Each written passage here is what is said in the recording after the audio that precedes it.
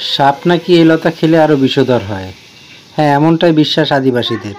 একাধিক যৌন রোগে কার্যকর, নারী স্বাস্থ্যের জন্য জাদুকরি গাছ, রক্ত পরিশোধক হিসেবে ব্যবহার হয়। গাছের শিকড় থেকে তৈরি হয় শক্তিবর্ধক চা, যা গ্যাস্ট্রিক ও দুর্বলতার দারুণ কার্যকর। রাতে ফোটা রহস্যময় ফুল, যা কয়েক ঘন্টার জন্যই ফোটে। আদিবাসীরা একে বলে বনের অমৃত। লোকমতে প্রেম উত্তেজনা বাড়ায়, তাই কিছু এলাকায় একে প্রেমলতাও বলা হয়। আদতে আসলে বাঙালিরা এটাকে চেনে কুমারীলতা হিসেবে, যার আসলে গুণের শেষ নেই।